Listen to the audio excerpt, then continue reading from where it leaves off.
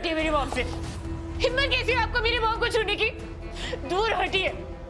अगर आज मेरी मॉम की जान गई तो उसकी वजह सिर्फ और सिर्फ आप हो। दूर हटो। नहीं, और खबरदार मेरी मॉम के पास भी आई तो।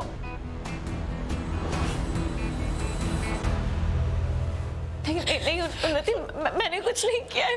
डॉक्टर ने आपको कहा था ना कि दवाई लानी अर्जेंट है, तो आपने मुझे और भैया को क्यों नहीं बताया? भैया और मैं जमीन आसमान एक कर देते, लेकिन हमारी मॉम को कुछ नहीं होने देते। हमें क्यों नहीं बताया हमें कि मॉम को होश आया और उनकी हालत इतनी क्रिटिकल है? हमने सोच भी कैसे लिया कि इतनी बड़ी न्यूज़ उनके खुद के बच्चों से दूर रखोगी?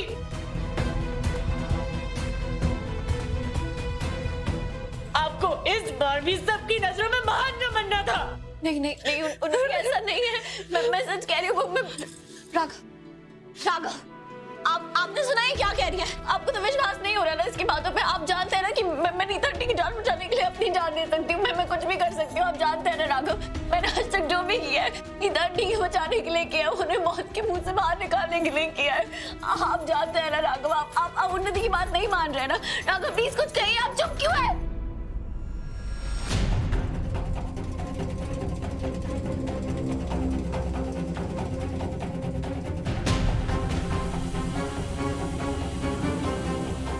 डॉक्टर ने कहा वो सही है।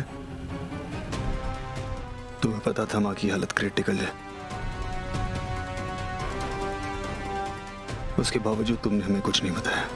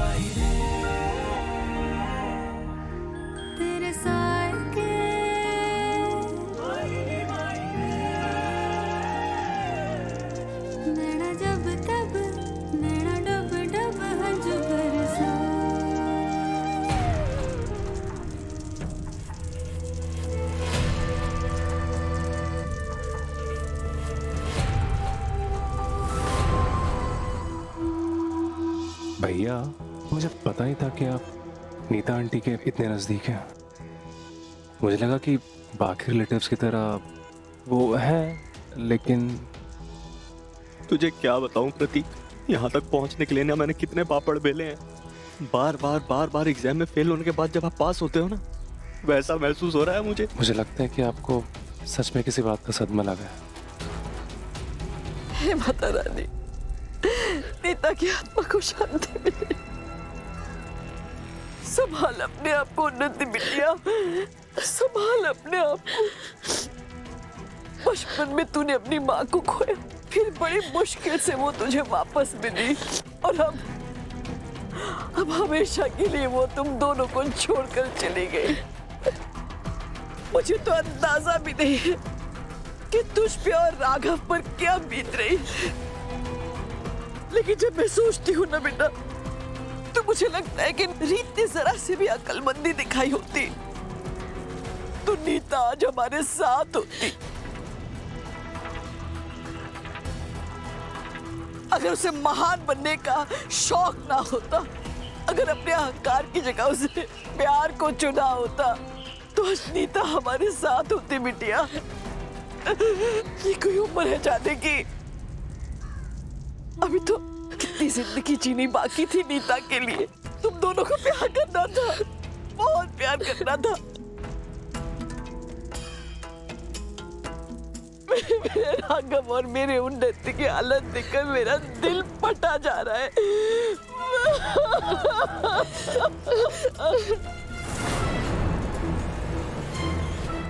शारदा, ये कोई जगह और वक्त है ऐसी बातें करने का? यही वक्त है ये सब कहने का। आपको नहीं पता कि दिवंगत आत्मा को तब तक शांति नहीं मिलती जब तक उसे भरोसा ना हो कि सबको पता चले कि उसकी मृत्यु कैसे हुई, कोई धोखे में ना रहे। और आज मैं सबके सामने कहूंगी कि नीता की मौत की सिर्फ एक इंसान जिम्मेदार है, सिर्फ रीत और कोई नहीं।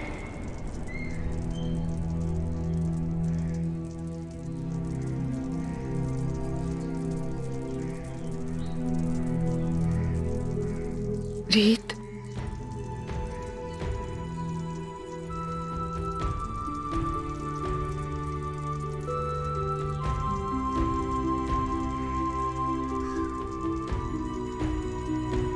तो यहाँ ऐसे अकेले क्यों खड़ी है? तुझे तो सिर्फ राघव के पास होना चाहिए था ना।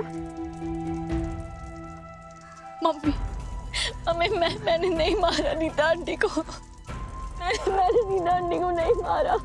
मैंने उनके लिए दवाई भी ले ली थी। मैं लेके आ रही थी दवाई, मैंने नहीं मारा, मैं सच कह रही हूँ। रीत, बेटा तू संभाल खुद को बेटा। तू किसको सफाई दे रही है? मैं बहुत अच्छे से जानती हूँ बेटा। तू जानते भी तो क्या, तो सपने में भी नीता जी को नुकसान नहीं पहुंचा सकते बेटा। बेटा जैसे तेरा और मेरा रिश्ता मजबूत है ना, नीता जी के साथ तेरा रिश्ता उतना ही मजबूत है। अच्छे से जानती हूँ बेटा। तेरा ये दुख, ये जो तू महसूस कर रही है ना, ये राघव के दुख से कुछ कम नहीं है बेटा। तूने भी आज तेरी माँ खोई है। मैं जानती हूँ बेटा, मैं जानती हूँ। कम से कम मैं उन्हें देख पाती, मैं उनसे मिल पाती, उनके खाना ले जाने के बारे से मैं उनसे अपने दिल की बात कह पाती। पर उनके जाने से सब खत्म हो गया है। वो इंसान में से एक थी जो कभी मुझे गलत नहीं समझती थी।